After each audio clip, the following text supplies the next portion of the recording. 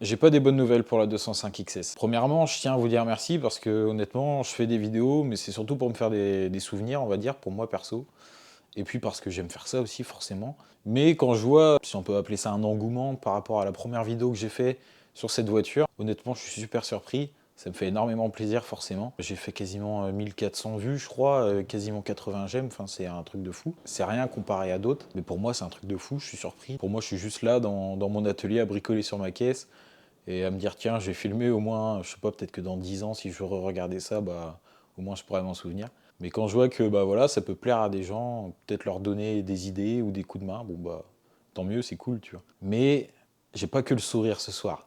J'ai bossé un peu en off sur la voiture, c'est la tempête en ce moment en Bretagne, donc je viens me réfugier dans mon atelier et j'ai fait des petites découvertes. Honnêtement, hein, on va faire simple. La 205, c'est un gruyère. Là, sur toute la ferraille qui va du longeron jusqu'à l'aile, et ben, il y a des trous partout. Avec un peu de lumière, on verra mieux. Mais il y a des trous en bas, un trou là, et aussi juste là. En fait, là, ce qu'on voit, c'est la ferraille et le Blackson qui est dans le passage de roue. Alors ouais, c'est rien d'insurmontable. Mais c'est là où tu commences à te poser des questions sur est-ce que tu vas pas trouver autre chose ailleurs. Et puis bah honnêtement, pour l'arrière, c'est pas vraiment mieux. Alors encore ça, bon, je le savais. Enfin, je le savais pas quand je l'ai acheté. Je l'ai découvert après, mais je sais que c'est pourri. Mais le problème, c'est que je pensais que mon fond de coffre, était pas perforant. Mais bah, je crois que si. Mais bon, du coup, ce que j'ai envie de faire, vu que je commence à trouver de la rouille un peu à gauche à droite sur la XS, c'est quand même de m'attaquer à ça, parce que ça m'inspire pas trop confiance. Et donc pour commencer, j'ai voulu me faire un petit peu de place. J'ai donc voulu commencer par déposer l'attelage, mais vu que je fais jamais rien dans le bon sens, je me suis dit que c'était peut-être mieux de commencer par déconnecter le faisceau. Et ce qui est bien sur ces vieilles voitures, c'est que le faisceau d'attelage est simplement pris sur les câbles d'alimentation des feux arrière. J'ai donc juste besoin de déposer le feu de gauche et le feu de droite, de venir enlever les cosses rapides et retirer le faisceau. Et une fois que le faisceau était démonté, on peut enfin commencer à déposer la structure de l'attelage. Et c'est ensuite que je me suis rendu compte que ça aurait peut-être été plus simple si j'avais déposé la roue de secours, le silencieux d'échappement, pour me faire un maximum de place sous la voiture. Là, je me rends compte que mon collier d'échappement était complètement rouillé et que les vis tournaient dans le vide. J'ai arrêté hier soir parce que je commençais à fatiguer et puis fallait que je découpe le collier de mon silencieux d'échappement. Donc du coup c'est ce que j'ai fait en off en rentrant du boulot pour pas que ça soit trop tard et pour pas déranger les voisins. Donc là le silencieux est déposé, je vais pouvoir finir de déposer l'attelage. Et puis en vrai là au moins on aura de la place pour bosser sur la voiture parce que sans l'attelage, sans la roue de secours, bah il y aura plus grand chose à nous déranger. Donc c'est parti, je finis l'attelage. Je commence à me rendre compte qu'à cette allure-là, ça va vraiment être compliqué d'avancer sur la 205. Pourquoi ? Parce que les écrous qui sont dans la caisse, pour fixer l'attelage au fond, juste derrière le réservoir, sont libres et tournent dans le vide aussi. C'est donc le début d'une bataille acharnée avec deux vis de 8 qui vont me faire perdre beaucoup de temps. Quand t'as un écrou comme ça qui tourne dans le vide, moi j'ai toujours une petite technique, c'est de réussir à le mettre en contrainte. Donc là, ce que j'ai envie de faire, c'est de défaire mes deux boulons qui sont au bout de la caisse pour que je puisse descendre l'attelage et venir en fait faire forcer les écrous contre la caisse de la 205 parce que je vois pas d'accès. Je vais peut-être essayer de regarder par l'intérieur, mais j'en connais pas pour accéder à cette partie-là. On dirait qu'ils ont réussi à glisser des écrous je ne sais comment. Après, il doit bien y avoir une technique. Là, je l'ai pas. Donc, je vais essayer de faire comme ça. Ma technique pour les mettre en contrainte fonctionne à moitié. Pour une des deux, j'ai dû venir caler un tournevis plat derrière la tête pour encore plus la mettre en tension. Mais pour la deuxième, peu importe, elle voulait pas sortir. J'ai donc coupé la caméra pour me concentrer et essayer de trouver une solution.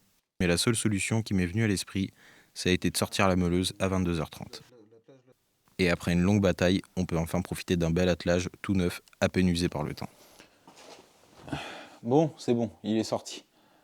C'est dans ces moments-là où je me dis, bon allez, je coupe la caméra, je me concentre un peu, voir ce que je peux faire et tout, parce que moi j'ai pas besoin de me concentrer si la lumière est bonne, si le cadrage est bon, ce que je dis pas. Là, maintenant que j'ai de la place autour de toute ma traverse arrière, la tôle de feu, cette tôle là ici, pour voir, on en voit quelques-uns, mais pour voir où sont mes points de soudure à mon coffre. Une fois que j'aurai trouvé tous mes points, je pourrai venir percer avec le forêt à dépointer que j'ai reçu. J'espère en tout cas que ça vous plaît. Bon allez. C'est fou, parce que c'est encore un travail de longue haleine qui m'attend. Et vu que je suis pas carrossier, j'ai l'impression de ne pas avancer. Et qu'est-ce que c'est frustrant, car je ne suis pas habitué à cette situation. Dans mes projets, en temps normal, je maîtrise 80% de ce que je fais sur la voiture. Mais là, je pense que je m'y prends mal. Et donc, je mets plus de temps à décaper la surface, repérer les points de fixation. Et c'est pour ça que j'ai voulu faire une petite pause avec ce que vous allez voir après.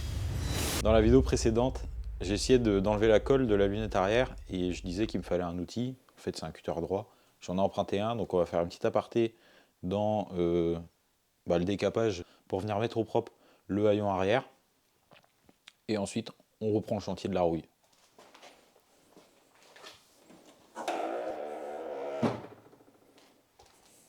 Je pense qu'il est important de faire des pauses, parce que je me connais, si je reste à bosser sur un truc qui commence à me gonfler, ça va m'énerver et je vais perdre l'envie. Et moi qui pensais que j'allais faire quelque chose de satisfaisant, qui allait me prendre 20 ou 30 minutes tout au plus, s'est transformé en un boulot bien plus relou que prévu, parce que j'avais jamais décollé de la colle avec des morceaux de verre. Entre les morceaux de verre qui volent dans tous les sens et la colle qui est très dure à découper, et ben au final, ça m'a pris plus d'1 heure. Le point positif que la lunette derrière ait été cassée, c'est que je peux traiter les points de rouille qui avaient commencé à se créer en dessous de la colle. Et donc après avoir fini ça, il était 22 heures. Bon, et ben moi qui pensais que ça allait me prendre 15-20 minutes à tout casser, au final j'y ai passé 1 heure. Donc il est déjà 22 heures parce qu'il faut savoir en fait que je suis en train de travailler aussi sur la Pigeot en début de soirée. J'ai remis les biellettes de bar stab, j'ai changé du coup les durites de frein. J'ai mis des durites de frein de GTI du coup qui vont vers le bas pour ceux qui ont vu la vidéo dans laquelle j'explique que je peux pas mettre mes biellettes de bar stab quand je remonte tout mon train avant de GTI. Et je suis en train de voir aussi pour mon bac à batterie. Et pour ceux qui veulent suivre ça, il faut venir sur le Instagram La Pigeot. Je mets tout ça en story. C'est vrai que je prends pas le temps de filmer parce que je suis un peu pressé dessus. Il y a le contrôle technique qui va bientôt arriver, donc voilà, je préfère me concentrer à faire vite, juste prendre 2-3 stories pendant que je travaille dessus. C'est plus simple et plus rapide que de filmer. Et par contre, la XS, vous en faites pas, ça je filmerai tout. J'ai donc entamé la soirée suivante par dépointer toute la tôle de feu gauche et tous les points qui relient le coffre à la traverse. On se rend pas compte comme ça, mais c'est vachement long, parce qu'il faut être sûr des points que tu perces, si tu réussis à les trouver. Et vu que le métal est vachement dur, aux endroits où ça a été soudé, faut pas être pressé pour percer. Et c'est pas évident, parce que tu perces, mais si tu perces légèrement sur le côté de ton point, c'est pas assez affaibli pour être décollé. Il faut donc que tu reperces, c'est fatigant, long et très peu passionnant. En plus de ça, je commence à fatiguer, j'oublie de mettre mon micro en route, je crois filmer alors que je filme pas. Je pense qu'il est temps que la semaine s'arrête. L'erreur aussi que j'ai faite ce soir-là, c'est de ne pas mettre d'huile de coupe quand je perçais. Le résultat, c'est que mon forêt à dépointer est déjà mort, alors que je n'ai même pas fini de dépointer tous les éléments. Je décide donc de couper la traverse du côté passager au ras de la tôle de feu, pour au moins dégager l'accès au plancher du coffre. Alléluia, putain, j'y croyais plus. Ça fait du bien de plus avoir la partie pourrie là, sur la 205 parce que là j'avais l'impression de ne pas avancer en fait, c'est ça qui est frustrant. Au moins vous avez vu comment faire pour un côté, le deuxième j'ai découpé et puis je vais faire ça en off. Le problème c'est que je bosse le soir, en semaine, donc j'ai pas envie d'avoir trop de problèmes avec les voisins et du coup j'avance pas vraiment. En fait j'ai l'impression de ramer là en ce moment sur le projet. Donc ce que je veux faire c'est dépointer le côté passager en off, décaper toute la rouille du plancher, framéto, comme j'ai pu le faire en fait pour la façade avant. Le bout que j'ai récupéré, qui est plus propre, je vais le dépointer en off aussi, parce qu'en soi c'est la même chose. Soit dans la prochaine vidéo, je remonte la traverse arrière, soit je m'attaque à sortir le moteur, enfin pour découper aussi la petite partie qui est rouillée devant. Et là, entre la fatigue de la semaine, plus le fait de commencer à tomber malade, ça commence à être dur. Moi, je pense que je vais vous laisser là pour cette vidéo. Je pense qu'elle sera un peu plus courte, je suis désolé. Mais bon, j'ai quand même envie de vous sortir une petite vidéo. En plus, j'ai vu que voilà, comme j'ai dit, la première vous a vachement plu. Donc bon, si c'est encore le cas pour celle-là, n'hésitez pas à aimer la vidéo, à vous abonner. Franchement, moi, ça me fait plaisir et ça me motive aussi, mine de rien. Donc un grand merci. Pour avoir les informations un peu plus rapidement, N'hésitez pas à venir sur Instagram aussi, c'est là où voilà, je poste des stories tous les soirs quand je bricole sur la voiture. Que ce soit sur celle-là, sur la Peugeot ou même sur les autres caisses que je peux avoir. J'ai eu une 205 Champion que j'ai revendue, mais voilà, quand je bricolais dessus, je mettais. J'ai une 205 Open que j'aimerais bien refaire. Et peut-être d'autres à venir en 2025, on verra bien. Mais déjà, là, la XS, c'est déjà bien suffisant. J'en dis pas plus. Moi, je vous dis à la prochaine. C'était Jordan. Salut. En conclusion, je suis content parce que c'est comme ça que je vais apprendre. Pensez à mettre de l'huile de coupe, utiliser un pointeau pour être sûr de bien me centrer dans mes points, et puis avoir plus de patience avec le temps.